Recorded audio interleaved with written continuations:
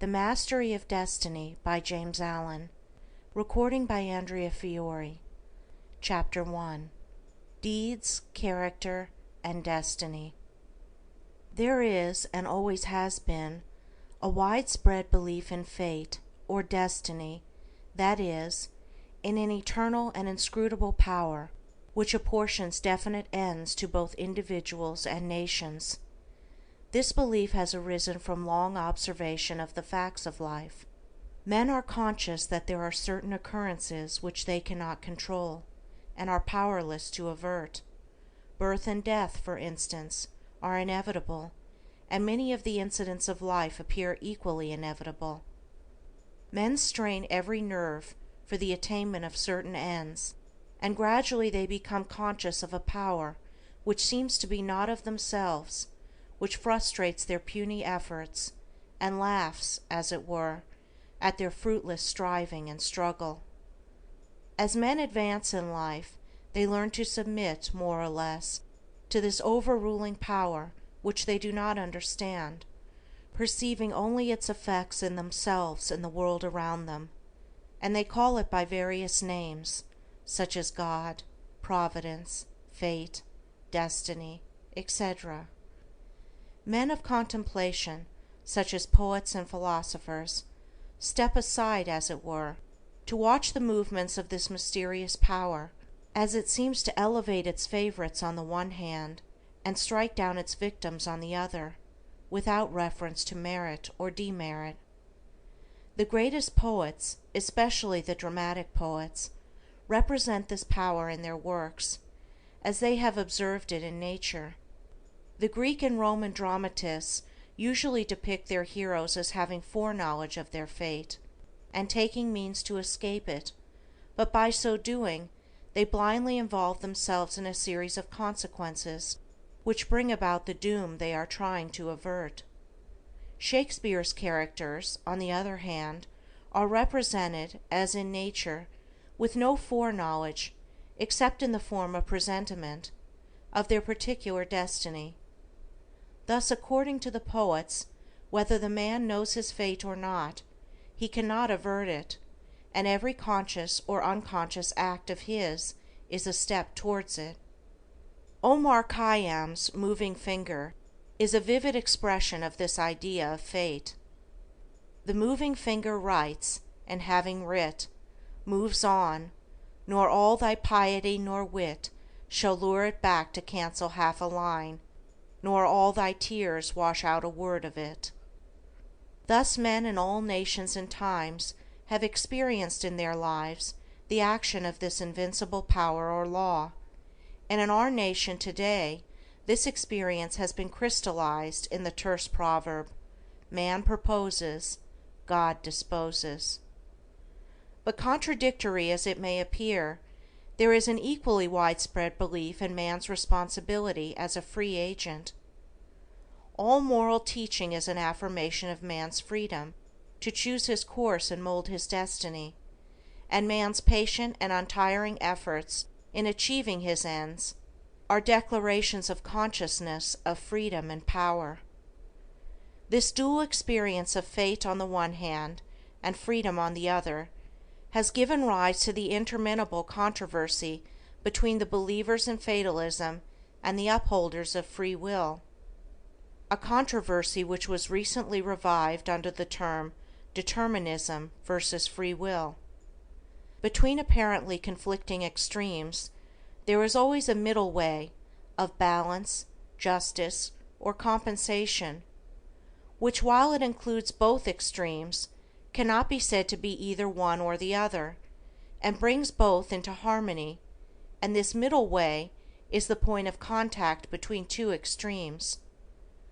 Truth cannot be a partisan, but by its nature is the reconciler of extremes, and so in the matter which we are considering there is a golden mean which brings fate and free will into close relationship, wherein, indeed, it is seen that these two indisputable facts in human life, for such they are but two aspects of one central law, one unifying and all-embracing principle, namely, the law of causation in its moral aspect. Moral causation necessitates both fate and free will, both individual responsibility and individual predestination, for the law of causes must also be the law of effects, and cause and effect must always be equal. The train of causation, both in matter and mind, must be eternally balanced, therefore eternally just, eternally perfect.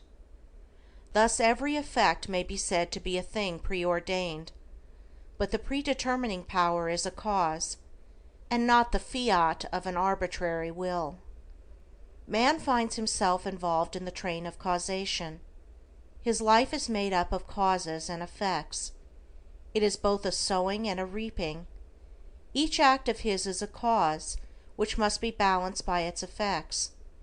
He chooses the cause, this is free will. He cannot choose, alter, or avert the effect, this is fate. Thus free will stands for the power to initiate causes, and destiny is involvement in effects.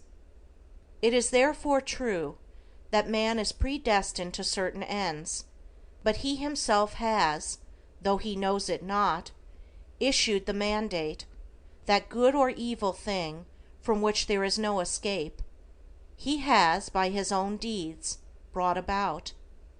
It may here be urged that man is not responsible for his deeds, that these are the effects of his character, and that he is not responsible for the character, good or bad, which was given him at his birth.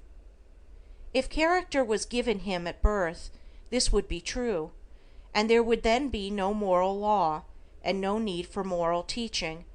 But characters are not given ready-made, they are evolved. They are indeed effects, the products of the moral law itself, that is, the products of deeds. Character result of an accumulation of deeds which have piled up, so to speak, by the individual during his life. Man is the doer of his own deeds, as such he is the maker of his own character. And as the doer of his deeds, and the maker of his character, he is the molder and shaper of his destiny. He has the power to modify and alter his deeds, and every time he acts, he modifies his character, and with the modification of his character for good or evil, he is predetermining for himself new destinies, destinies disastrous or beneficent, in accordance with the nature of his deeds. Character is destiny itself, as a fixed combination of deeds. It bears within itself the results of those deeds. These results lie hidden as moral seeds in the dark recesses of the character, awaiting their season of germination, growth, and fruitage. Those things which befall a man are the reflections of himself, that destiny which pursued him, which he was powerless to escape by effort or avert by prayer, was the relentless ghoul of his own wrong deeds, demanding and enforcing restitution. Those blessings and curses which come to him unbidden are the reverberating echoes of the sounds which he himself sent forth. It is this knowledge of the perfect law working through and above all things, of the perfect justice operating in and adjusting all human affairs, that enables the good man to love his enemies, and to rise above all hatred, resentment, and complaining, for he knows that only his own can come to him, and that, though he be surrounded by persecutors, his enemies are but the blind instruments of a faultless retribution, and so he blames them not, but calmly receives his accounts, and patiently pays his moral debts. But this is not all. He does not merely pay his debts. He takes care not to contract any further debts. He watches himself and makes his deeds faultless. While paying off evil accounts, he is laying up good accounts. By putting an end to his own sin, he is bringing evil and suffering to an end. And now let us consider how the law operates in particular instances in the outworking of destiny through deeds and character. First, we will look at this present life, for the present, is a synthesis of the entire past. The net result of all that a man has ever thought and done is contained within him. It is noticeable that sometimes the good man fails and the unscrupulous man prospers, a fact which seems to put all moral maxims as to the good results of righteousness out of account, and because of this many people deny the operation of any just law in human life, and even declare that it is chiefly the unjust that prosper. Nevertheless, the moral law exists, and is not altered or subverted by shallow conclusions. It should be remembered that man is a changing, evolving being. The good man was not always good. The bad man was not always bad. Even in this life, there was a time, in a large number of instances, when the man who is now just was unjust, when he who is now kind was cruel, when he who is now pure was impure. Conversely, there was a time in this life, in a number of instances, when he who is now unjust was just, when he who is now cruel was kind, when he who is now impure was pure. Thus the good man who is overtaken with calamity today is reaping the result of his former evil sowing. Later he will reap the happy result of his present good sowing, while the bad man is now reaping the result of his former good sowing. Later he will reap the result of his present sowing of bad. Characteristics are fixed habits of mind, the results of deeds. An act repeated a large number of times becomes unconscious, or automatic. That is, it seems to repeat itself without any effort on the part of the doer, so that it seems to him almost impossible not to do it, and then it has become a mental characteristic. Here is a poor man out of work. He is honest, and is not a shirker. He wants work, and cannot get it. He tries hard, and continues to fail. Where is the justice in his lot? There was a time in this man's condition when he had plenty of work. He felt burdened with it, he shirked it, and longed for ease. He thought how delightful it would be to have nothing to do. He did not appreciate the blessedness of his lot. His desire for ease is now gratified, but the fruit for which he longed, and which he thought would taste so sweet, has turned to ashes in his mouth. The condition which he aimed for, namely, to have nothing to do, he has reached, and there he is compelled to remain till his lesson is thoroughly learned. And he is surely learning that habitual ease is degrading, that to have nothing to do is a condition of wretchedness, and that work is a noble and blessed thing. His former desires and deeds have brought him where he is, and now his present desire for work, his ceaseless searching and asking for it, will just as surely bring about its own beneficent result. No longer desiring idleness, his present condition will, as an effect, the cause of which is no longer propagated, soon pass away, and he will obtain employment. And if his whole mind is now set on work, and he desires it above all else, then when it comes, he will be overwhelmed with it, it will flow into him from all sides, and he will prosper in his industry. Then, if he does not understand the law of cause and effect in human life, he will wonder why work comes to him apparently unsought, while others who seek it strenuously fail to obtain it. Nothing comes unbidden. Where the shadow is, there also is the substance. That which comes to the individual is the product of his own deeds. As cheerful industry leads to greater industry and increasing prosperity, and labor shirked or undertaken discontentedly leads to a lesser degree of labor and decreasing prosperity, so with all the varied conditions of life as we see them.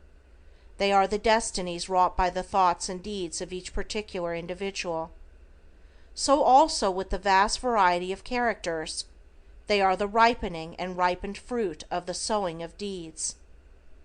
As the individual reaps what he sows, so the nation, being a community of individuals, reaps also what it sows.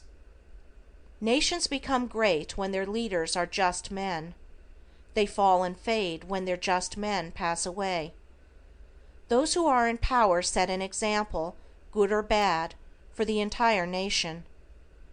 Great will be the peace and prosperity of a nation when there shall arise within it a line of statesmen who, having first established themselves in a lofty integrity of character, shall direct the energies of the nation toward the culture of virtue and development of character, knowing that only through personal industry, integrity, and nobility can national prosperity proceed. Still, above all, is the great law, calmly and with infallible justice, meting out to mortals their fleeting destinies, tear-stained or smiling, the fabric of their hands. Life is a great school for the development of character, and all, through strife and struggle, vice and virtue, success and failure, are slowly but surely learning the lessons of wisdom.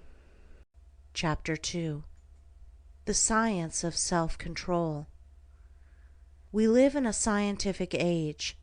Men of science are numbered by thousands, and they are ceaselessly searching, analyzing, and experimenting with a view to discovery and the increase of knowledge.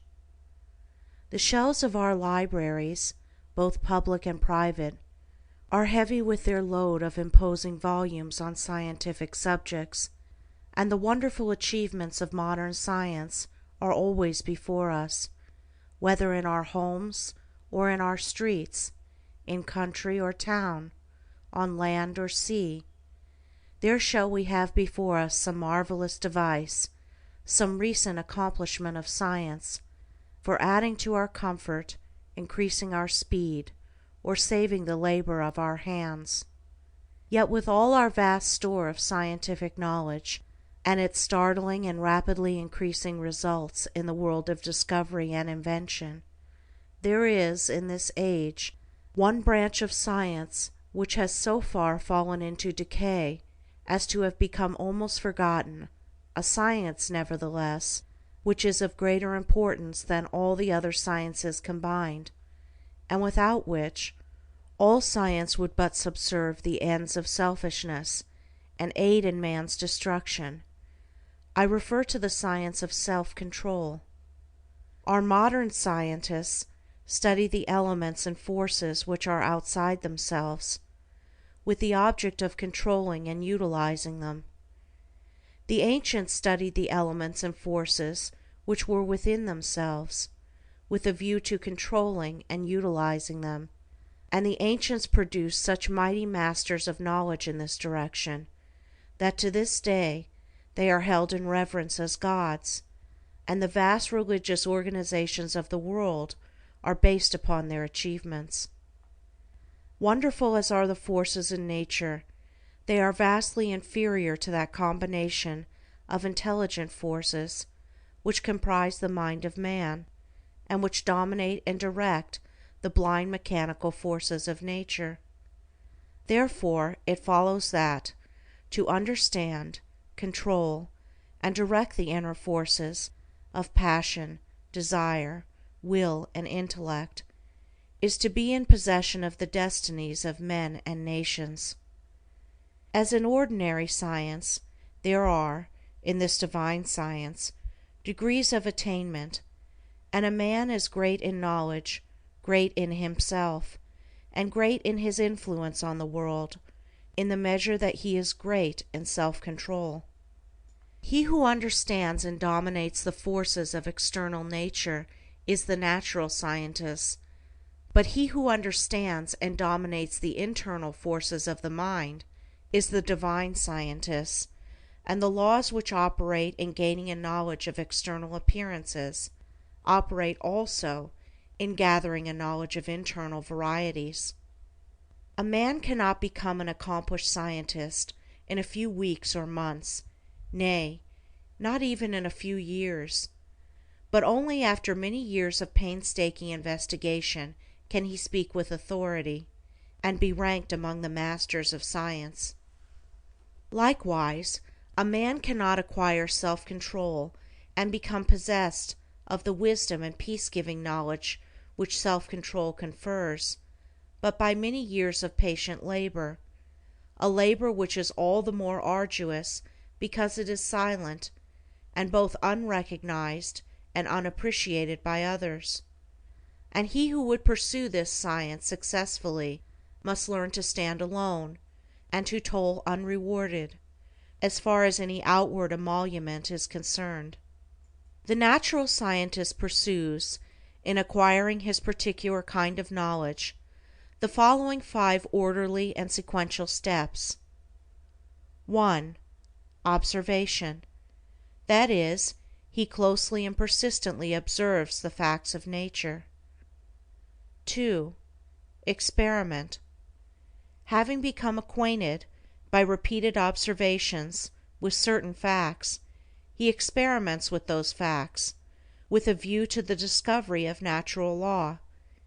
He puts his facts through rigid processes of analysis, and so finds out what is useless and what of value, and he rejects the former and retains the latter. 3. Classification.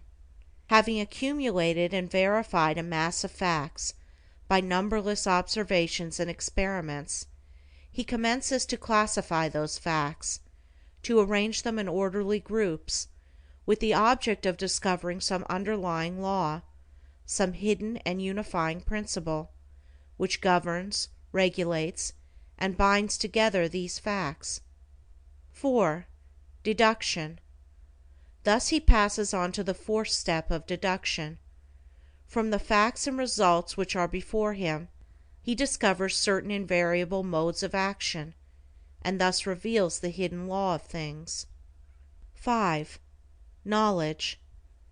Having proven and established certain laws, it may be said of such a man that he knows. He is a scientist, a man of knowledge. But the attainment of scientific knowledge is not the end, great as it is. Men do not attain knowledge for themselves alone, nor to keep it locked secretly in their hearts like a beautiful jewel in a dark chest.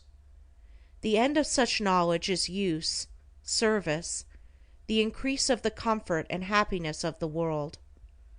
Thus, when a man has become a scientist, he gives the world the benefit of his knowledge, and unselfishly bestows upon mankind the results of all his labors. Thus beyond knowledge there is a further step of use, that is, the right and unselfish use of the knowledge acquired, the application of knowledge to invention for the common weal. It will be noted that the 5 steps or processes enumerated follow in orderly succession, and that no man can become a scientist who omits any one of them. Without the first step of systematic observation, for instance, he could not even enter the realm of knowledge of nature's secrets. At first, the searcher for such knowledge has before him a universe of things. These things he does not understand. Many of them, indeed, seem to be irreconcilably opposed one to the other, and there is apparent confusion, but by patiently and laboriously pursuing these 5 processes, he discovers the order, nature, and essence of things, perceives the central law or laws which bind them together in harmonious relationship, and so puts an end to confusion and ignorance. As with the natural scientist, so with the divine scientist, he must pursue, with the same self-sacrificing diligence, 5 progressive steps in the attainment of self-knowledge, self-control. These 5 steps are the same as with the natural scientist, but the process is reversed. The mind, instead of being centered upon external things, is turned back upon itself, and the investigations are pursued in the realm of the mind, or of one's own mind, instead of in that of matter. At first, the searcher for divine knowledge is confronted with that mass of desires, passions, emotions, ideas, and intellections which he calls himself, which is the basis of all his actions, and from which his life proceeds. This combination of invisible yet powerful forces appears confusedly. Some of them stand, apparently, in direct conflict with each other, without any appearance or hope of reconciliation. His mind in its entirety, too, with his life which proceeds from that mind, does not seem to have any equitable relation to many other minds and lives about him, and altogether there is a condition of pain and confusion from which he would fain escape. Thus he begins by keenly realizing his state of ignorance, for no one could acquire either natural or divine knowledge if he were convinced that without study or labor he already possessed it. With such perception of one's ignorance there comes the desire for knowledge, and the novice in self-control enters upon the ascending pathway, in which are the following 5 steps. 1. Introspection. This coincides with the observation of the natural scientist. The mental eye is turned like a searchlight upon the inner things of the mind, and its subtle and ever-varying processes are observed and carefully noted. This stepping aside from selfish gratifications, from the excitements of worldly pleasures and ambitions, in order to observe, with the object of understanding, one's nature, is the beginning of self-control.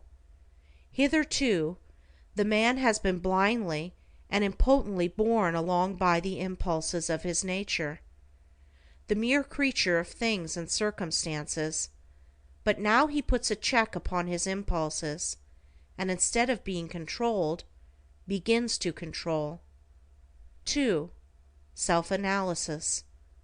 Having observed the tendencies of the mind, they are then closely examined, and are put through a rigid process of analysis. The evil tendencies, those that produce painful effects, are separated from the good tendencies, those that produce peaceful effects, and the various tendencies, with the particular actions they produce, and the definite results which invariably spring from these actions, are gradually grasped by the understanding, which is at last enabled to follow them in their swift and subtle interplay and profound ramifications. It is a process of testing and proving, and for the searcher, a period of being tested and proved. 3. Adjustment. By this time, the practical student of things divine has clearly before him every tendency and aspect of his nature, down to the profoundest promptings of his mind, and the most subtle motives of his heart. There is not a spot or corner left which he has not explored and illuminated with the light of self-examination. He is familiar with every weak and selfish point, every strong and virtuous quality. It is considered the height of wisdom to be able to see ourselves as others see us, but the practitioner of self-control goes far beyond this. He not only sees himself as others see him, he sees himself as he is.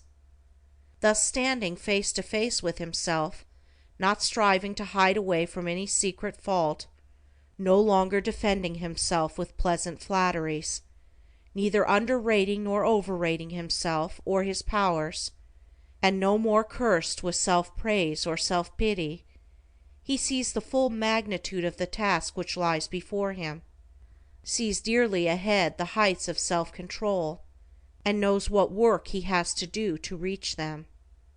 He is no longer in a state of confusion, but has gained a glimpse of the laws which operate in the world of thought, and he now begins to adjust his mind in accordance with those laws. This is a process of weeding, sifting, cleansing.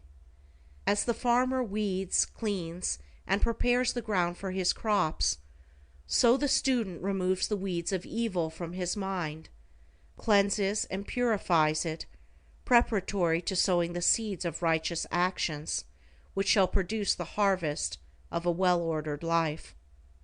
4. Righteousness. Having adjusted his thoughts and deeds to those minor laws which operate in mental activities in the production of pain and pleasure, unrest and peace, sorrow and bliss, he now perceives that there is involved in those laws one great central law, which, like the law of gravitation in the natural world, is supreme in the world of mind, a law to which all thoughts and deeds are subservient, and by which they are regulated and kept in their proper sphere. There is the law of justice or righteousness, which is universal and supreme. To this law he now conforms. Instead of thinking and acting blindly, as the nature is stimulated and appealed to by outward things, he subordinates his thoughts and deeds to this central principle.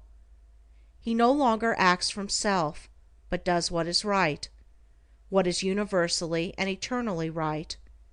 He is no longer the abject slave of his nature and circumstances. He is the master of his nature and circumstances. He is no longer carried hither and thither on the forces of his mind. He controls and guides those forces to the accomplishment of his purposes. Thus, having his nature in control and subjugation, not thinking thoughts nor doing deeds which oppose the righteous law, and which therefore that law annuls with suffering and defeat, he rises above the dominion of sin and sorrow, ignorance and doubt, and is strong, calm, and peaceful. 5. Pure knowledge. By thinking right and acting right, he proves, by experience, the existence of the divine law on which the mind is framed, and which is the guiding and unifying principle in all human affairs and events, whether individual or national. Thus, by perfecting himself in self-control, he acquires divine knowledge. He reaches the point where it may be said of him, as of the natural scientist, that he knows. He has mastered the science of self-control, and has brought knowledge out of ignorance, order out of confusion.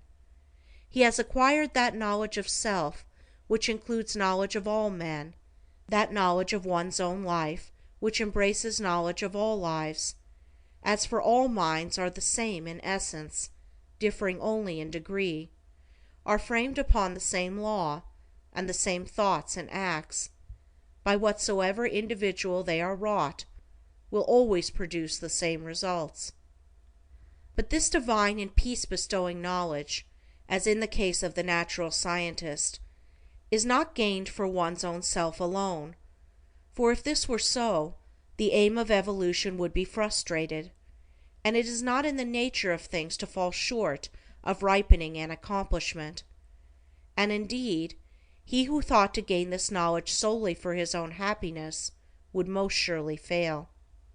So beyond the 5th step of pure knowledge, there is still a further one of wisdom, which is the right application of the knowledge acquired, the pouring out upon the world, unselfishly and without stint, the results of one's labors, thus accelerating progress and uplifting humanity.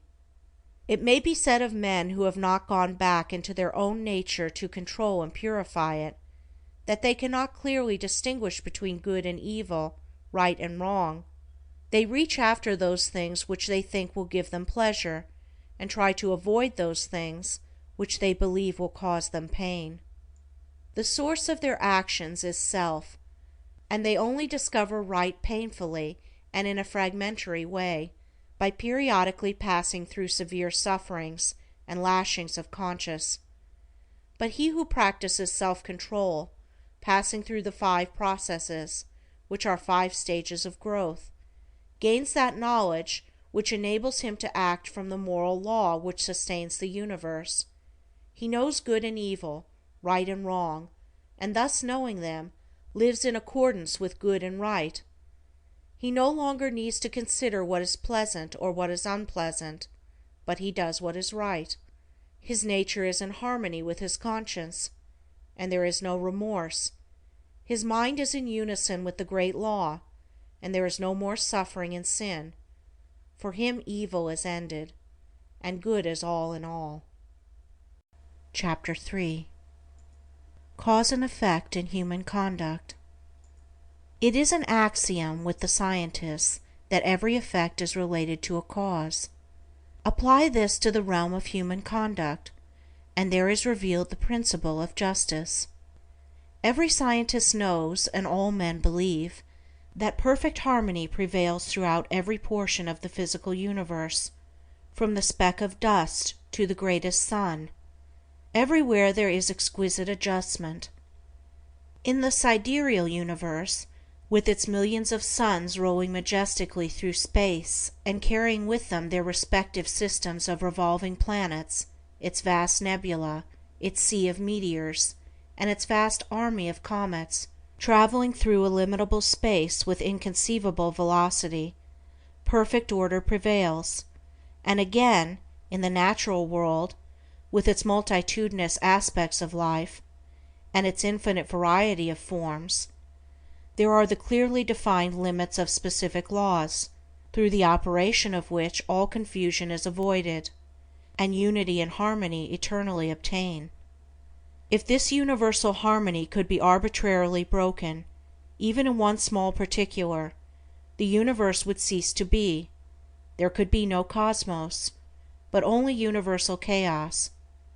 Nor can it be possible in such a universe of law that there should exist any personal power which is above, outside, and superior to such law in the sense that it can defy it, or set it aside, for whatsoever beings exist, whether they be men or gods, they exist by virtue of such law, and the highest, best, and wisest among all beings would manifest his greater wisdom by his complete obedience to that law which is wiser than wisdom, and than which nothing more perfect could be devised. All things, whether visible or invisible, are subservient to, and fall within the scope of, this infinite and eternal law of causation. As all things seen obey it, so all things unseen, the thoughts and deeds of men, whether secret or open, cannot escape it. Do right, it recompenseth. Do wrong, the equal retribution must be made. Perfect justice upholds the universe. Perfect justice regulates human life and conduct.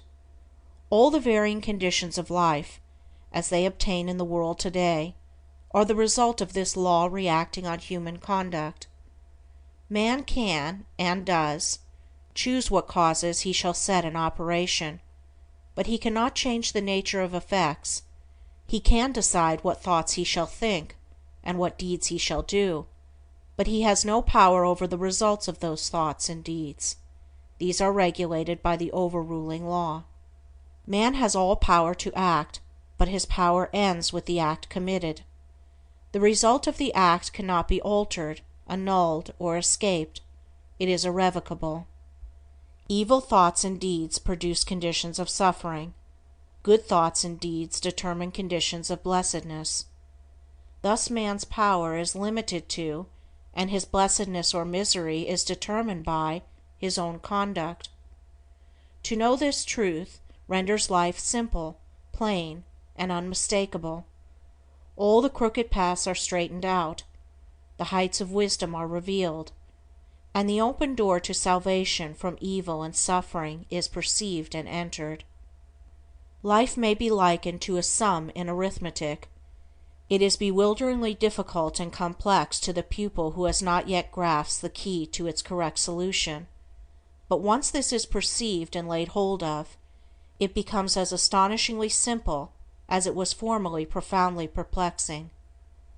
Some idea of this relative simplicity and complexity of life may be grasped by fully recognizing and realizing the fact that, while there are scores, and perhaps hundreds of ways in which a sum may be done wrong, there is only one way by which it can be done right, and that when that right way is found, the pupil knows it to be the right, his perplexity vanishes, and he knows that he has mastered the problem. It is true that the pupil, while doing his sum incorrectly, may, and frequently does, think he has done it correctly, but he is not sure. His perplexity is still there, and if he is an earnest and apt pupil, he will recognize his own error when it is pointed out by the teacher. So in life, men may think they are living rightly, while they are continuing, through ignorance, to live wrongly. But the presence of doubt, perplexity, and unhappiness are sure inclinations that the right way has not yet been found. There are foolish and careless pupils who would like to pass a sum as correct before they have acquired a true knowledge of figures, but the eye and skill of the teacher quickly detect and expose the fallacy. So in life there can be no falsifying of results. The eye of the great law reveals and exposes. Twice 5 will make 10 to all eternity, and no amount of ignorance, stupidity, or delusion can bring the result up to 11. If one looks superficially at a piece of cloth, he sees it as a piece of cloth, but if he goes further and inquires into its manufacture, and examines it closely and attentively, he sees that it is composed of a combination of individual threads, and that, while all the threads are interdependent, each thread pursues its own way throughout, never becoming confused with its sister thread. It is this entire absence of confusion between the particular threads which constitutes the finished work a piece of cloth. Any inharmonious commingling of the thread would result in a bundle of waste or a useless rag. Life is like a piece of cloth, and the threads of which it is composed are individual lives. The threads, while being interdependent, are not confounded one with the other. Each follows its own course. Each individual suffers and enjoys the consequences of his own deeds, and not the deeds of another. The course of each is simple and definite, the whole forming a complicated, yet harmonious, combination of sequences. There are action and reaction, deed and consequence, cause and effect, and the counterbalancing reaction, consequence, and effect is always in exact ratio with the initiatory impulse. A durable and satisfactory piece of cloth cannot be made from shoddy material, and the threads of selfish thoughts and bad deeds will not produce a useful and beautiful life, a life that will wear well and bear close inspection. Each man makes or mars his own life. It is not made or marred by his neighbor, or by anything external to himself. Each thought he thinks, each deed he does, is another thread, shoddy or genuine, woven into the garment of his life, and as he makes the garment, so he must wear it. He is not responsible for his neighbor's deeds. He is not the custodian of his neighbor's actions. He is responsible only for his own deeds. He is the custodian of his own actions. The problem of evil subsists in a man's own evil deeds, and it is solved when those deeds are purified. Says Rousseau, "Man, seek no longer the origin of evil. Thou thyself art its origin." Effect can never be divorced from cause. It can never be of a different nature from cause. Emerson says, "Justice is not postponed.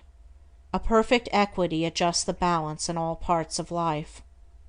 And there is a profound sense in which cause and effect are simultaneous, and form one perfect whole. Thus upon the instant that a man thinks, say a cruel thought, or does a cruel deed, that same instant he has injured his own mind.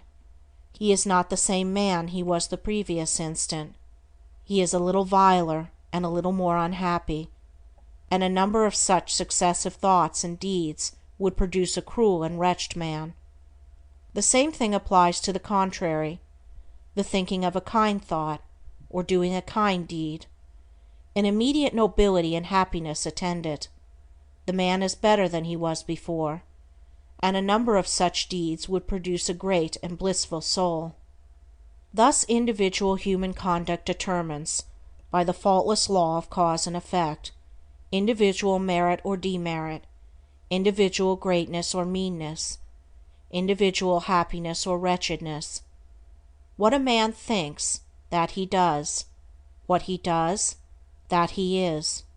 If he is perplexed, unhappy, restless, or wretched, let him look to himself, for there and nowhere else is the source of all his trouble. Chapter 4. Training of the Will.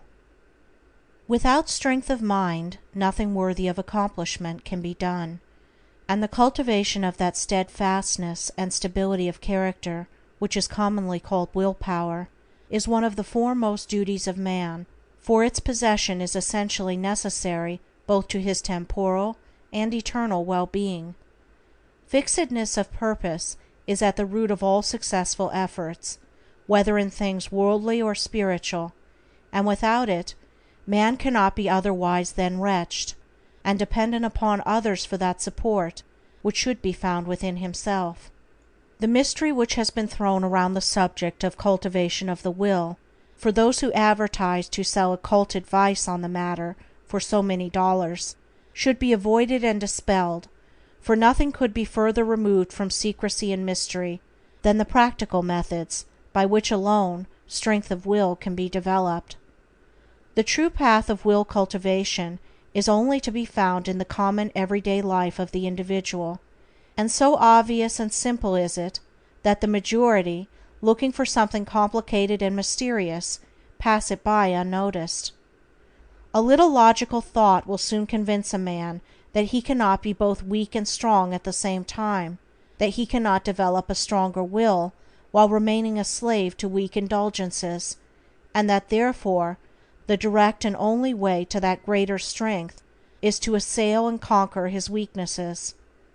All the means for that cultivation of the will are already at hand in the mind and life of the individual. They reside in the weak side of his character, by attacking and vanquishing which the necessary strength of will be developed. He who has succeeded in grasping this simple preliminary truth will perceive that the whole science of will cultivation is embodied in the following 7 rules. 1. Break off bad habits. 2. Form good habits. 3. Give scrupulous attention to the duty of the present moment. 4. Do vigorously and at once whatever has to be done. 5. Live by rule. 6. Control the tongue. 7. Control the mind. Anyone who earnestly meditates upon and diligently practices the above rules will not fail to develop that purity of purpose and power of will which will enable him to successfully cope with every difficulty and pass triumphantly through every emergency. It will be seen that the first step is the breaking away from bad habits. This is no easy task. It demands the putting forth of great efforts, or a succession of efforts, and it is by such efforts that the will can alone be invigorated and fortified. If one refuses to take the first step, he cannot increase in will power, for by submitting to a bad habit, because of the immediate pleasure which it affords, one forfeits the right to rule over himself, and is so far a weak slave. He who thus avoids self-discipline, and looks about for some occult secrets for gaining will power at the expenditure of little or no effort on his part, is deluding himself, and is weakening the will power which he already possesses. The increased strength of will which is gained by success in overcoming bad habits enables one to initiate good habits, for while the conquering of a bad habit requires merely strength of purpose, the forming of a new one necessitates the intelligent direction of purpose. To do this, a man must be mentally active and energetic, and must keep a constant watch upon himself. As a man succeeds in perfecting himself in the second rule, it will not be very difficult for him to observe the third, that of giving scrupulous attention to the duty of the present moment. Thoroughness is a step in the development of the will which cannot be passed over. Slipshod work is an indication of weakness. Perfection should be aimed at, even in the smallest task. By not dividing the mind, but giving the whole attention to each separate task as it presents itself, singleness of purpose and intense concentration of mind are gradually gained, two mental powers which give weight and worth of character and bring repose and joy to their possessor. The fourth rule, that of doing vigorously and at once whatever has to be done, is equally important.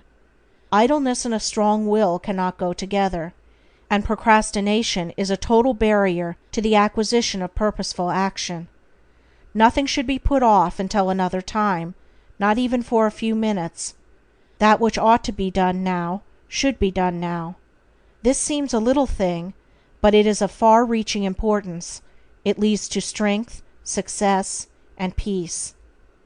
The man who is to manifest a cultivated will must also live by certain fixed rules. He must not blindly gratify his passions and impulses, but must school them to obedience. He should live according to principle, and not according to passion. He should decide what he will eat and drink and wear, and what he will not eat and drink and wear, how many meals per day he will have, and at what times he will have them, at what time he will go to bed, and at what time he will get up. He should make rules for the right government of his conduct in every department of his life, and should religiously adhere to them.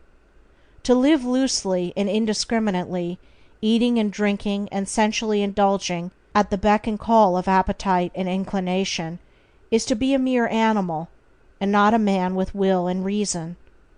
The beast in man must be scourged and disciplined and brought into subjugation, and this can only be done by training the mind and life on certain fixed rules of right conduct.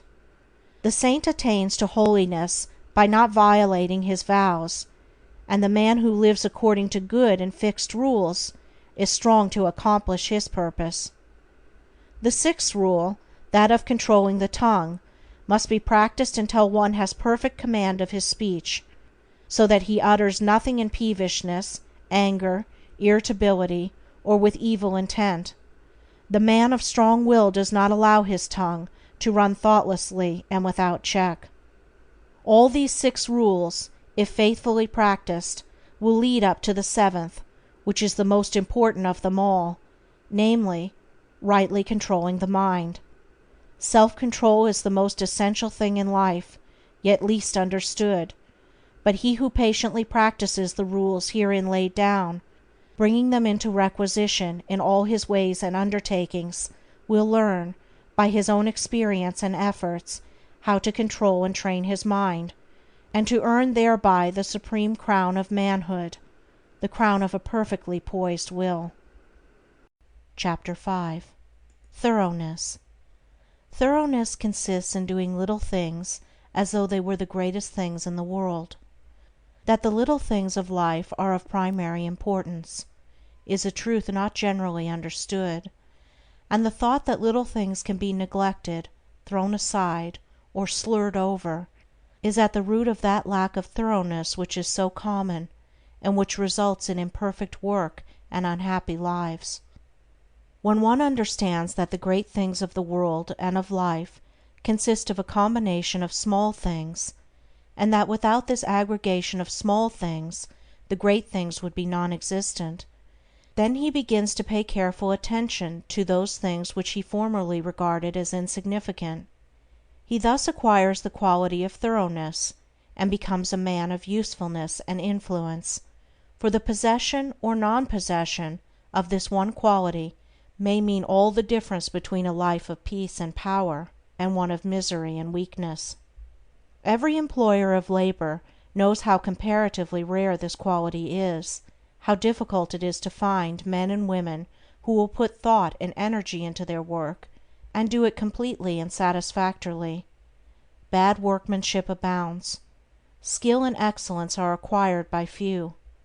Thoughtlessness, carelessness, and laziness are such common vices that it should cease to appear strange that in spite of social reform the ranks of the unemployed should continue to swell, for those who scamp their work today will another day, in the hour of deep necessity, look and ask for work in vain.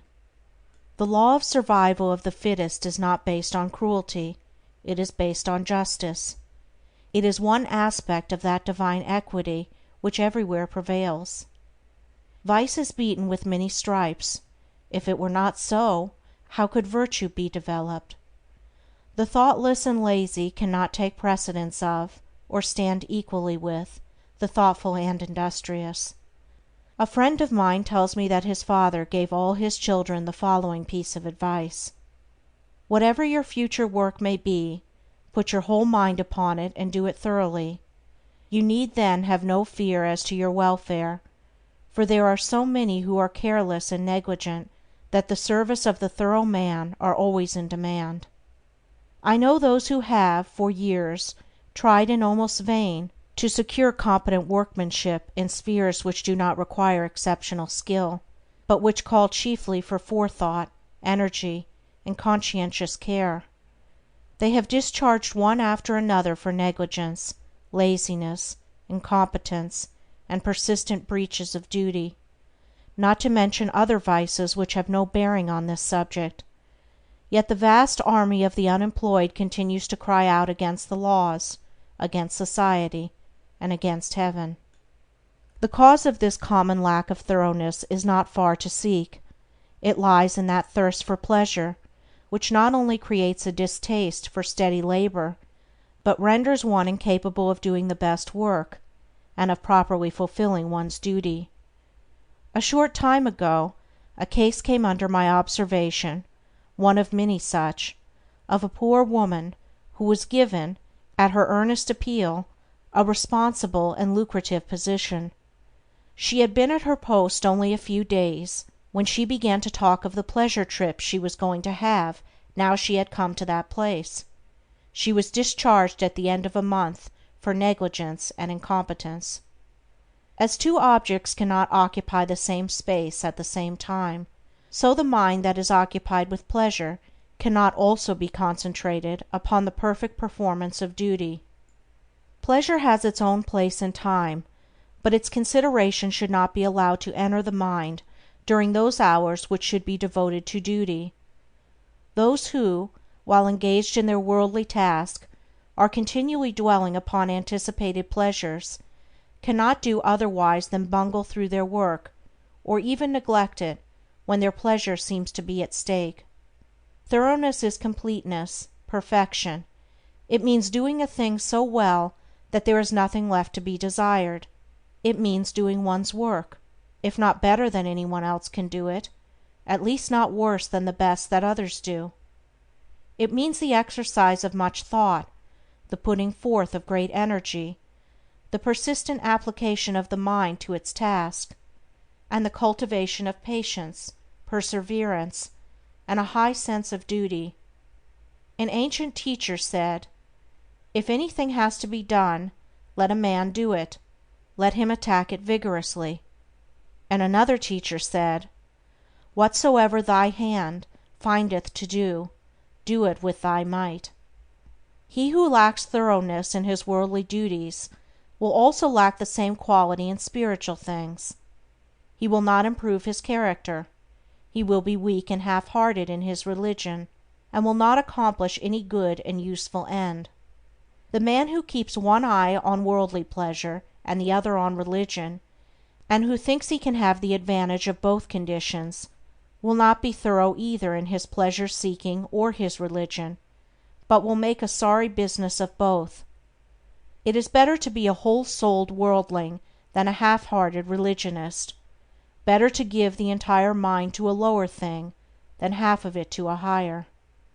It is preferable to be thorough, even if it be in a bad or selfish direction, rather than inefficient and squeamish in good directions, for thoroughness leads more rapidly to the development of character and the acquisition of wisdom.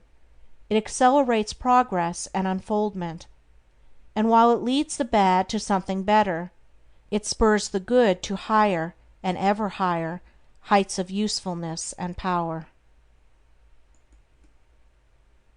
Chapter 6. Mind Building and Life Building. Everything, both in nature and the works of man, is produced by a process of building. The rock is built up of atoms, the planet, the animal, and men are built up of cells. A house is built of bricks, and a book is built of letters. A world is composed of a large number of forms, and a city of a large number of houses. The arts, sciences, and institutions of a nation are built up by the efforts of individuals. The history of a nation is the building of its deeds.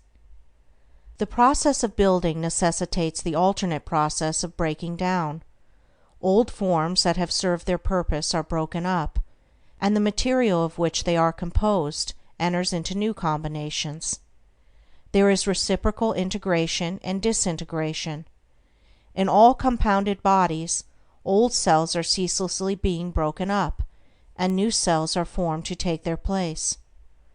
The works of man also require to be continually renewed until they have become old and useless, when they are torn down, in order that some better purpose may be served. These two processes of breaking down and building up in nature are called death and life. In the artificial works of man they are called destruction and restoration. This dual process, which obtains universally in things visible, also obtains universally in things invisible. As a body is built of cells and a house of bricks, so a man's mind is built of thoughts. The various characters of men are none other than compounds of thoughts of varying combinations. Herein we see the deep truth of the saying, "As a man thinketh in his heart, so is he." Individual characteristics are fixed processes of thought, that is, they are fixed in the sense that they have become such an integral part of the character that they can only be altered or removed by a protracted effort of the will, and by much self-discipline.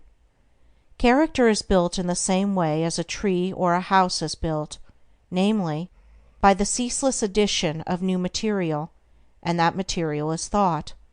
By the aid of millions of bricks a city is built. By the aid of millions of thoughts, a mind, a character, is built. Every man is a mind builder, whether he recognizes it or not. Every man must perforce think, and every thought is another brick laid down in the edifice of mind.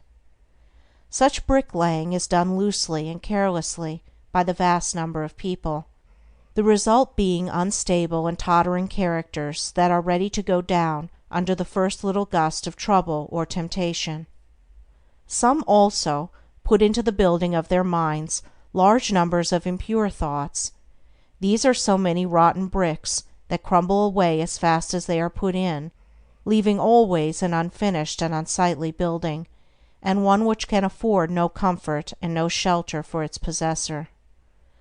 Debilitating thoughts about one's health, enervating thoughts concerning unlawful pleasures, weakening thoughts of failure, and sickly thoughts of self-pity and self-praise are useless bricks with which no substantial mind temple can be raised.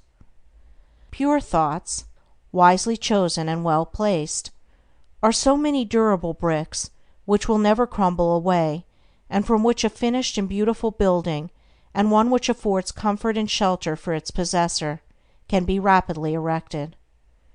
Bracing thoughts of strength, of confidence, of duty, inspiring thoughts of a large, free, unfettered, and unselfish life, are useful bricks with which a substantial mind temple can be raised, and the building of such a temple necessitates that old and useless habits of thought be broken down and destroyed. Build thee more stately mansions, O my soul, as the swift seasons roll. Each man is the builder of himself. If he is the occupant of a jerry-built hovel of a mind that lets in the rains of many troubles, and through which blow the keen winds of oft recurring disappointments, let him get to work to build a more noble mansion, which will afford him better protection against those mental elements. Trying to weakly shift the responsibility for his jerry-building onto the devil, or his forefathers, or anything or anybody but himself, will neither add to his comfort nor help him to build a better habitation. When he wakes up to a sense of his responsibility and the approximate estimate of his power, then he will commence to build like a true workman, and will produce a symmetrical and finished character that will endure and be cherished by posterity. and which, while affording a never-failing protection for himself, will continue to give shelter to many a struggling one when he has passed away. The whole visible universe is framed on a few mathematical principles. All the wonderful works of man in the material world have been brought about by the rigid observance of a few underlying principles, and all that there is to the making of a successful, happy, and beautiful life is the knowledge and application of a few simple root principles. If a man is to erect a building that is to resist the fiercest storms, he must build it on a simple mathematical principle, or law, such as the square or the circle. If he ignores this, his edifice will topple down even before it is finished. Likewise, if a man is to build up a successful, strong, and exemplary life, a life that will stoutly resist the fiercest storms of adversity and temptation, it must be framed on a few simple, undeviating moral principles. 4 of these principles are justice, rectitude, sincerity, and kindness. These 4 ethical truths are to the making of a life what the 4 lines of a square are to the building of a house. If a man ignores them, and thinks to obtain success and happiness and peace by injustice, trickery, and selfishness, he is in the position of a builder who imagines he can build a strong and durable habitation while ignoring the relative arrangement of mathematical lines, and he will, in the end, obtain only disappointment and failure.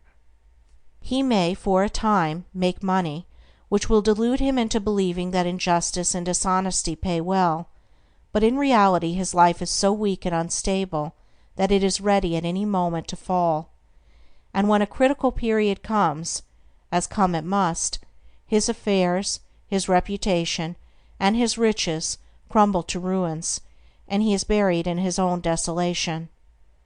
It is totally impossible for a man to achieve a truly successful and happy life who ignores the 4 moral principles enumerated, whilst the man who scrupulously observes them in all his dealings can no more fail of success and blessedness than the earth can fail of the light and the warmth of the sun, so long as it keeps to its lawful orbit, for he is working in harmony with the fundamental laws of the universe. He is building his life on a basis which cannot be altered or overthrown, and therefore all that he does will be so strong and durable, and all the parts of his life will be so coherent, harmonious, and firmly knit, that it cannot possibly be brought to ruin. In all the universe, forms which are built up by the great invisible and unerring power, will be found that the observance of mathematical law is carried out with unfailing exactitude down to the most minute detail. The microscope reveals the fact that the infinitely small is as perfect as the infinitely great. A snowflake is as perfect as a star. Likewise, in the erection of a building by man, the strictest attention must be paid to every detail. A foundation must first be laid, and although it is to be buried and hidden, it must receive the greatest care, and be made stronger than any other part of the building. Then stone upon stone, brick upon brick, is carefully laid with the aid of the plumb line, until at last the building stands complete in its durability, strength, and beauty. Even so it is with the life of a man. He who would have a life secure and blessed, a life freed from the miseries and failures to which so many fall victims, must carry the practice of the moral principles into every detail of his life, into every momentary duty and trivial transaction. In every little thing he need be thorough and honest, neglecting nothing. To neglect or misapply any little detail, be he commercial man, agriculturist, professional man, or artisan, is the same as neglecting a stone or a brick in a building, and it will be a source of weakness and trouble. The majority of those who fail and come to grief do so through neglecting the apparently insignificant details. It is a common error to suppose that little things can be passed by, and that the greater things are more important, and should receive all attention, but a cursory glance at the universe, as well as a little serious reflection on life, will teach the lesson that nothing great can exist which is not made up of small details, and in the composition of which every detail is perfect.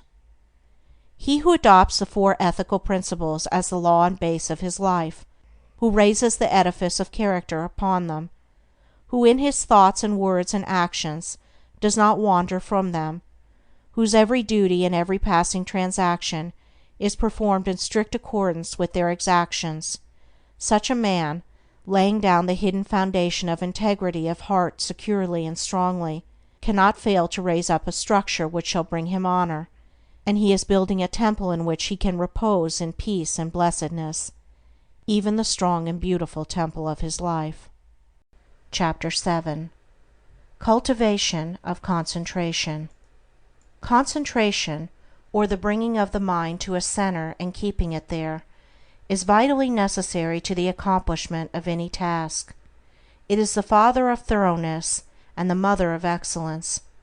As a faculty, it is not an end in itself, but is an aid to all faculties, all work. Not a purpose in itself, it is yet a power which serves all purposes.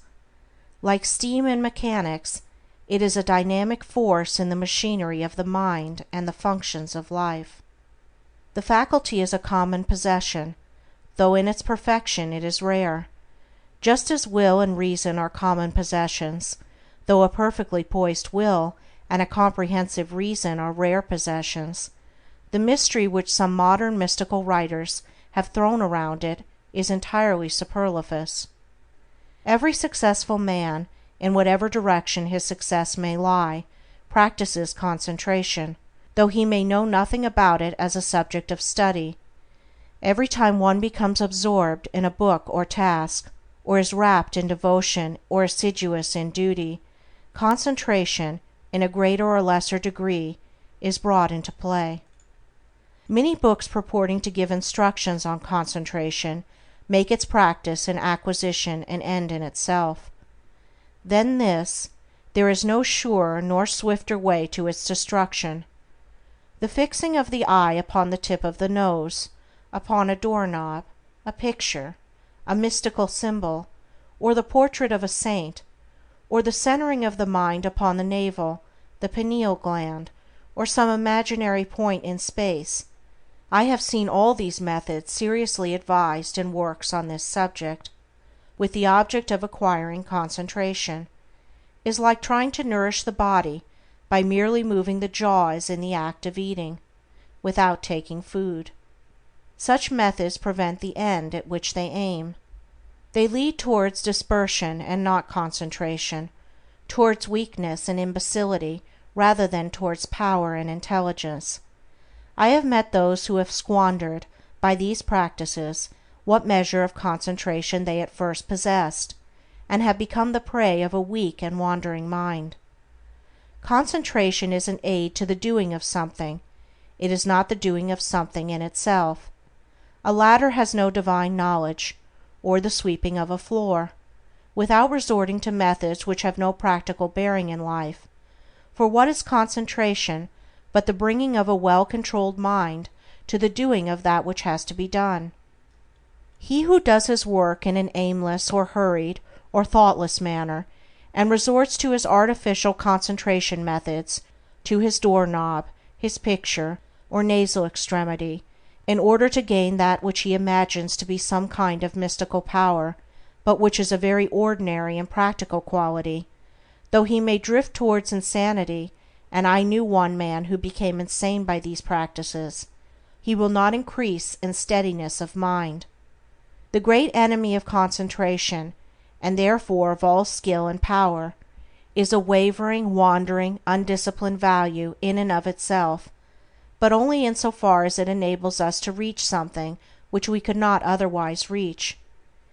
In like manner, concentration is that which enables the mind to accomplish with ease that which it would be otherwise impossible to accomplish, but of itself it is a dead thing, and not a living accomplishment. Concentration is so interwoven with the uses of life that it cannot be separated from duty, and he who tries to acquire it apart from his task, his duty, will not only fail, but will diminish, and not increase, his mental control and executive capacity, and so render himself less and less fit to succeed in his undertakings. A scattered and undisciplined army would be useless. To make it effective in action and swift in victory, it must be solidly concentrated and masterfully directed. Scattered and diffuse thoughts are weak and worthless. Thoughts marshaled, commanded, and directed upon at a given point are invincible. Confusion, doubt, and difficulty give way before their masterly approach. Concentrated thought enters largely into all successes and informs all victories. There is no more secret about its acquirement than about any other acquisition, for it is governed by the underlying principle of all development, namely, practice. To be able to do a thing, you must begin to do it, and keep on doing it until the thing is mastered. This principle prevails universally, in all arts, sciences, trades, in all learning, conduct, religion. To be able to paint, one must paint. To know how to use a tool skillfully, he must use the tool. To become learned, he must learn.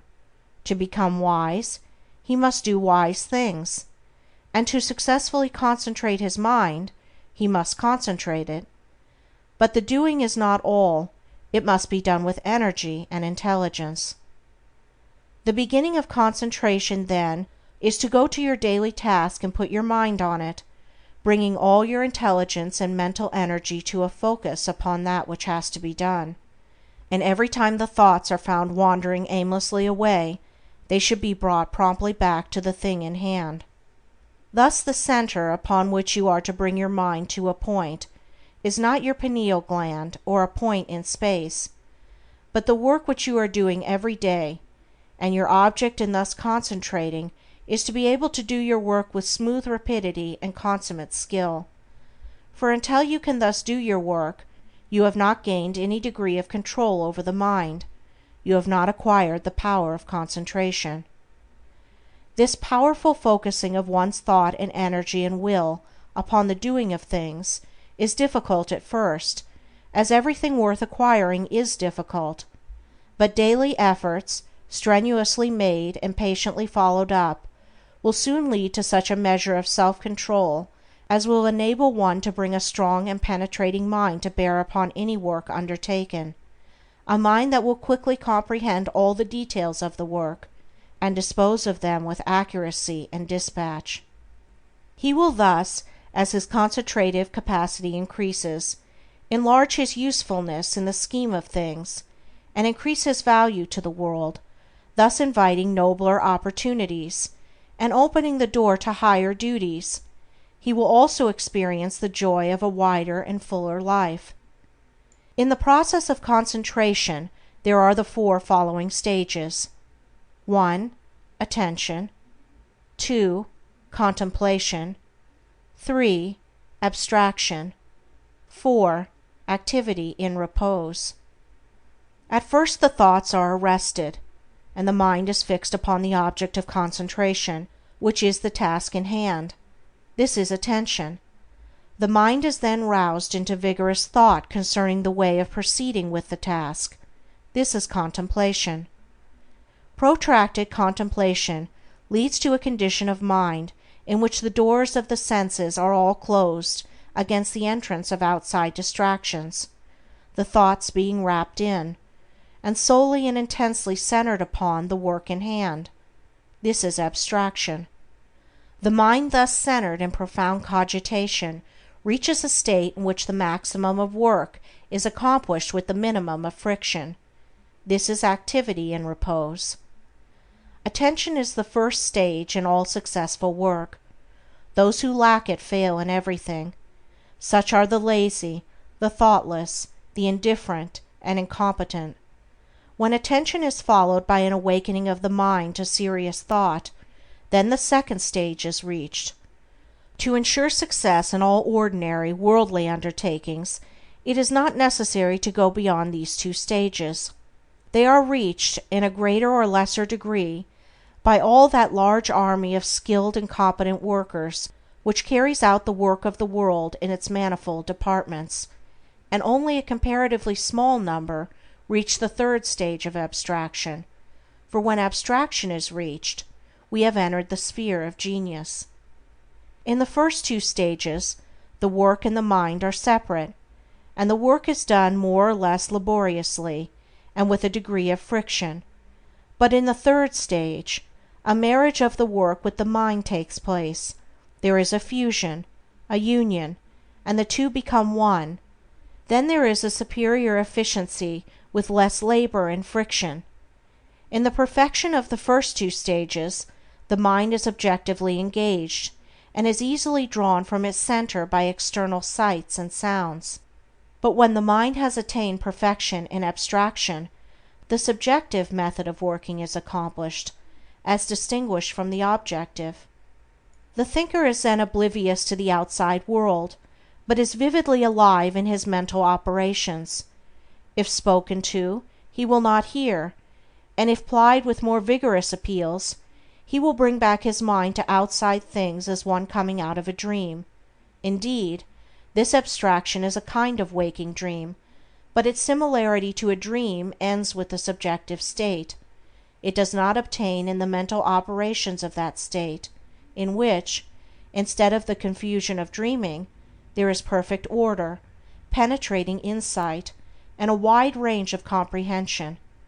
Whoever attains to perfection in abstraction will manifest genius in the particular work upon which his mind is centered. Inventors, artists, poets, scientists, philosophers, and all men of genius are men of abstraction. They accomplish subjectively, and with ease, that which the objective workers, men who have not yet attained beyond the second stage in concentration, cannot accomplish with the most strenuous labor. When the fourth stage, that of activity and repose, is attained, then concentration in its perfection is acquired. I am unable to find a single word which will fully express this dual condition of intense activity combined with steadiness, or rest, and have therefore employed the term activity and repose. The term appears contradictory, but the simple illustration of a spinning top will serve to explain the paradox. When a top spins at the maximum velocity, the friction is reduced to the minimum, and the top assumes that condition of perfect repose which is a sight so beautiful to the eye and so captivating to the mind of the schoolboy, who then says his top is asleep. The top is apparently motionless, but it is at rest, not of inertia, but of intense and perfectly balanced activity. So the mind that has acquired perfect concentration is, when engaged in that intense activity of thought which results in productive work of the highest kind, in a state of quiet poise and calm repose. Externally, there is no apparent activity, no disturbance, and the face of a man who has acquired this power will assume a more or less radiant calmness, and the face will be more sublimely calm when the mind is most intensely engaged in active thought. Each stage of concentration has its particular power. Thus the first stage, when perfected, leads to usefulness, the second leads to skill, ability, talent, the third leads to originality and genius, while the fourth leads to mastery and power, and makes leaders and teachers of men. In the development of concentration, also, as in all objects of growth, the following stages embody the preceding ones in their entirety. Thus contemplation, attention is contained; in abstraction, both attention and contemplation are embodied. And he who has reached the last stage brings into play, in the act of contemplation, all the four stages. He who has perfected himself in concentration is able, at any moment, to bring his thoughts to a point upon any matter, and to search into it with the strong light of an active comprehension. He can both take a thing up and lay it down with equal deliberation. He has learned how to use his thinking faculties to fixed purposes, and guide them towards definite ends. He is an intelligent doer of things, and not a weak wanderer amid chaotic thought. Decision, energy, alertness, as well as deliberation, judgment, and gravity, accompany the habit of concentration, and that vigorous mental training which its cultivation involves, leads through an ever-increasing usefulness and success in worldly occupations, towards that higher form of concentration called meditation, in which the mind becomes divinely illumined, and acquires the heavenly knowledge. Chapter 8. Practice of Meditation. When aspiration is united to concentration, the result is meditation. When a man intensely desires to reach and realize a higher, purer, and more radiant life than the merely worldly and pleasure-loving life, he engages in aspiration, and when he earnestly concentrates his thoughts upon the finding of that life, he practices meditation.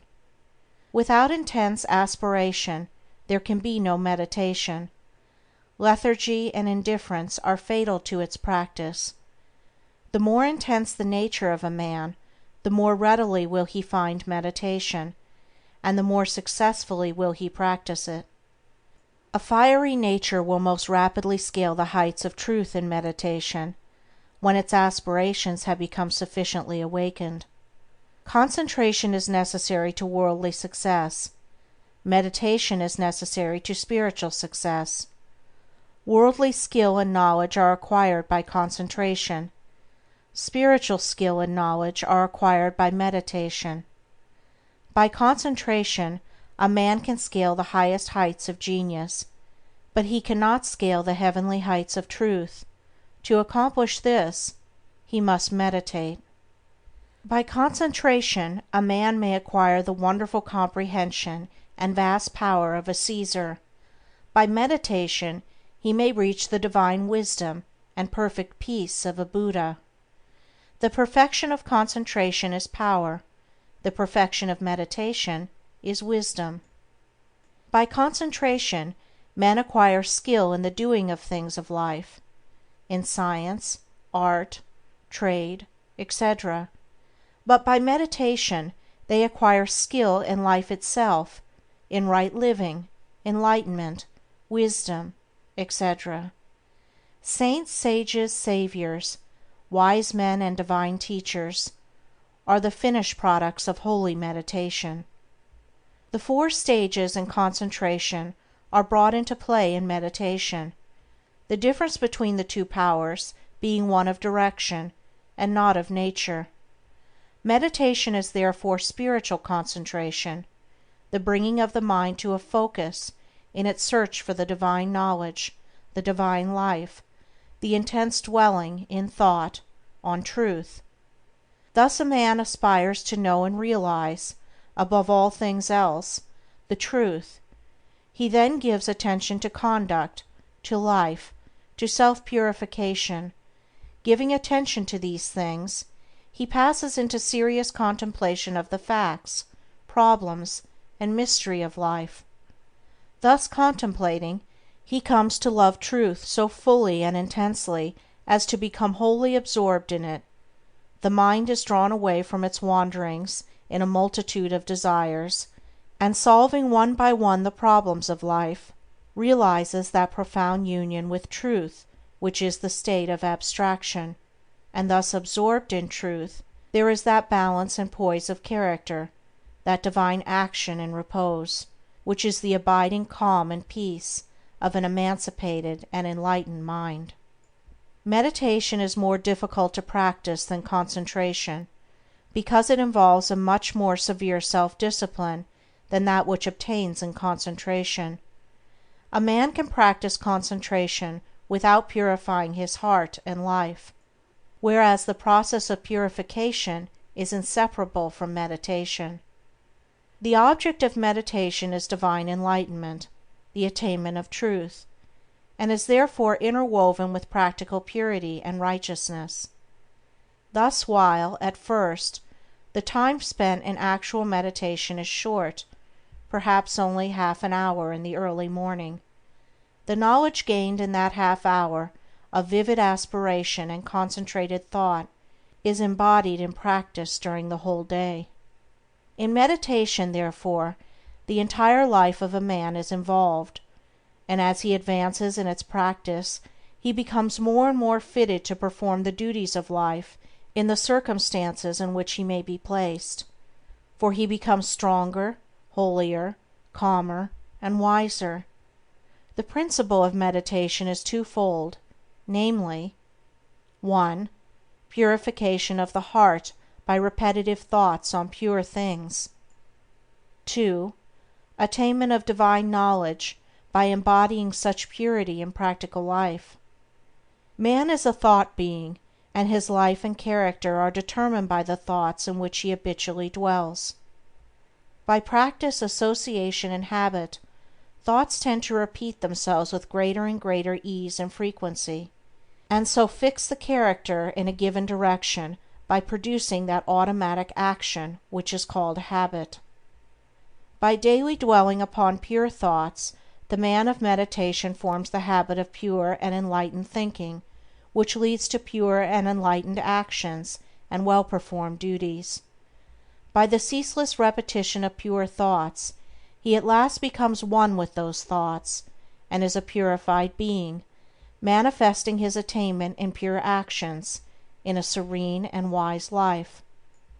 The majority of men live in a series of conflicting desires, passions, emotions, and speculations, and there are restlessness, uncertainty, and sorrow. But when a man begins to train his mind in meditation, he gradually gains control over this inward conflict by bringing his thoughts to a focus upon a central principle. In this way the old habits of impure and erroneous thought and action are broken up, and the new habits of pure and enlightened thought and action are formed. The man becomes more and more reconciled to truth, and there is increasing harmony and insight, a growing perfection and peace. A powerful and lofty aspiration towards truth is always accompanied with a keen sense of the sorrow and brevity and mystery of life, and until this condition of mind is reached, meditation is impossible.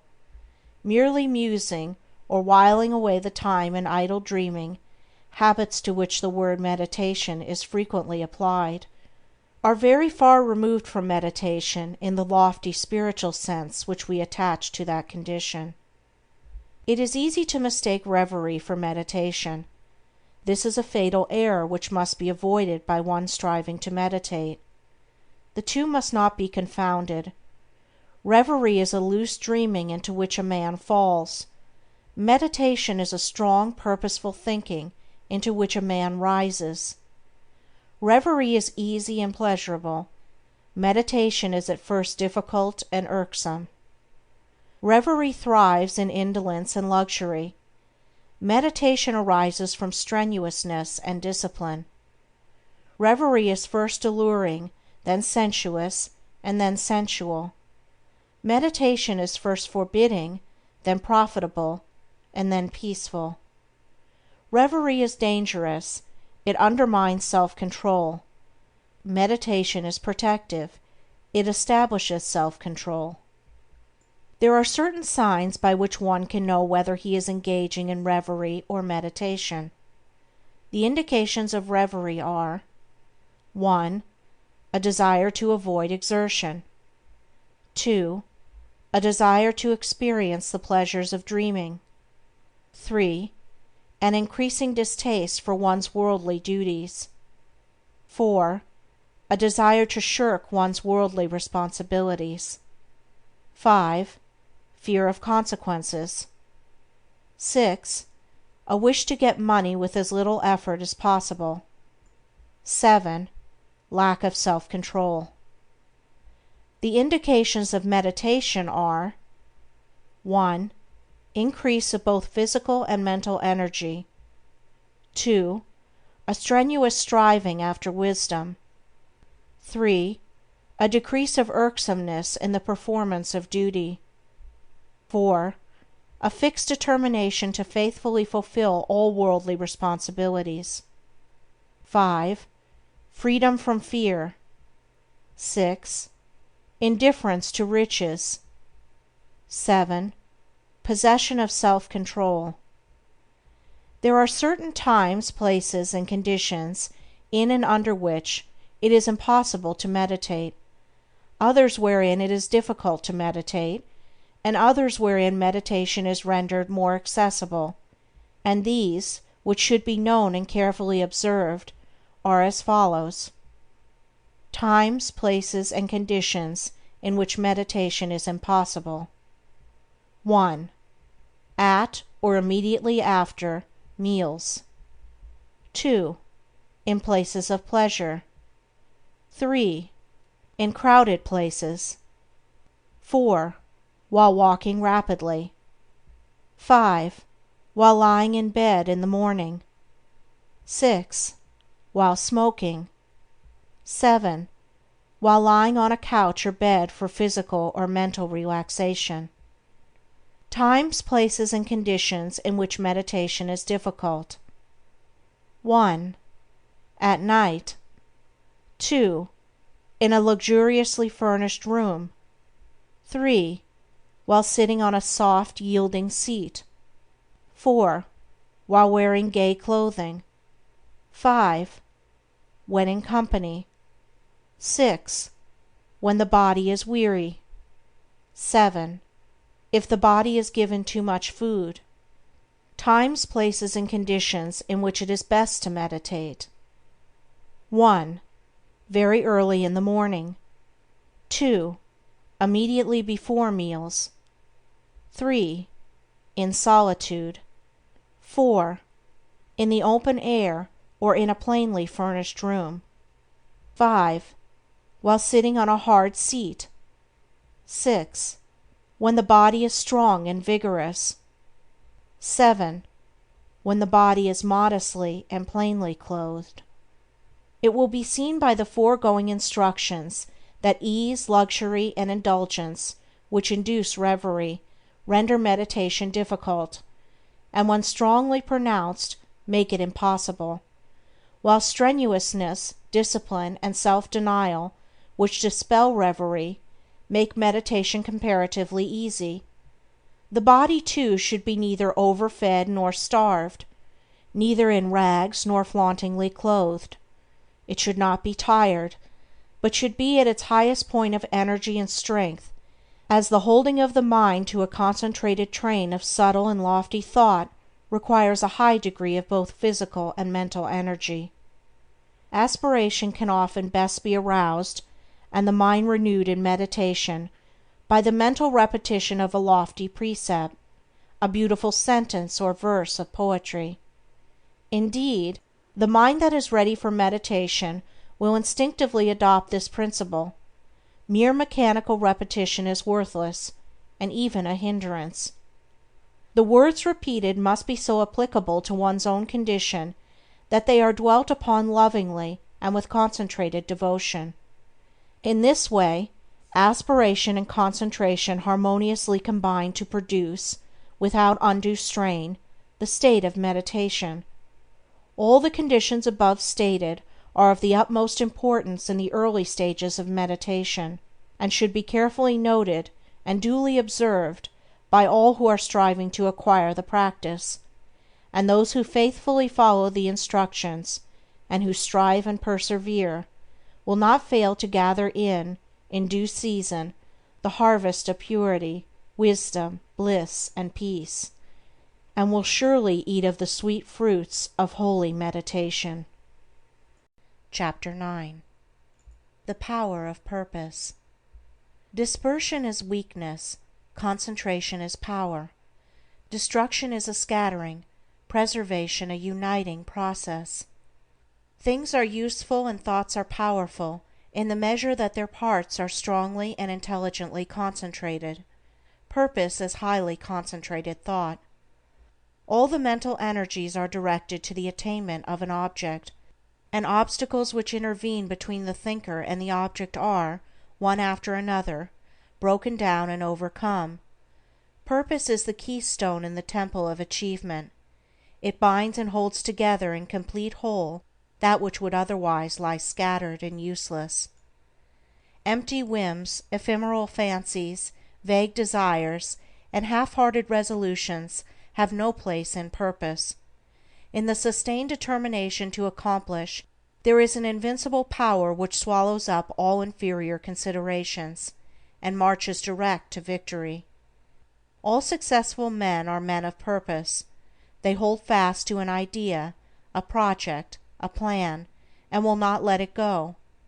They cherish it, brood upon it, tend and develop it, and when assailed by difficulties, they refuse to be beguiled into surrender.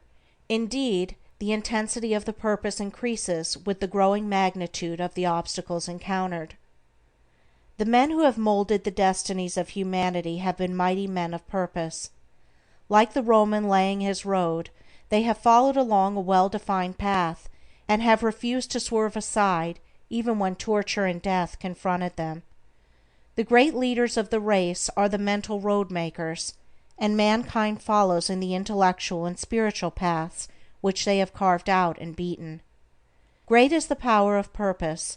To know how great, let a man study it in the lives of those whose influence has shaped the ends of nations and directed the destinies of the world.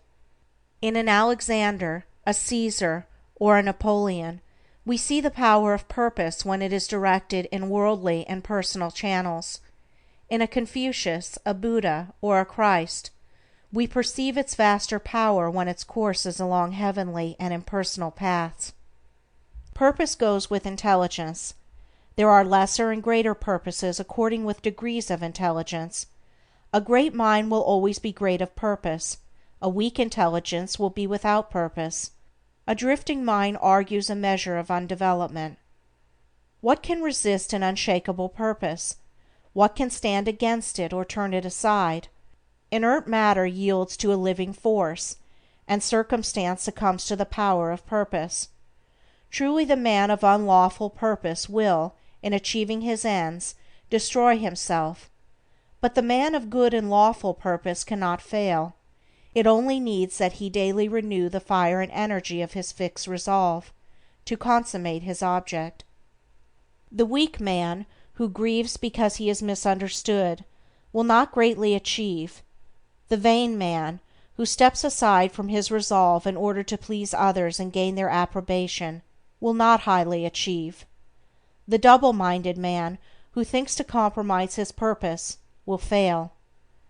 The man of fixed purpose who, whether misunderstandings and foul accusations, or flatteries and fair promises, rain upon him, does not yield a fraction of his resolve, is the man of excellence and achievement, of success, greatness, power.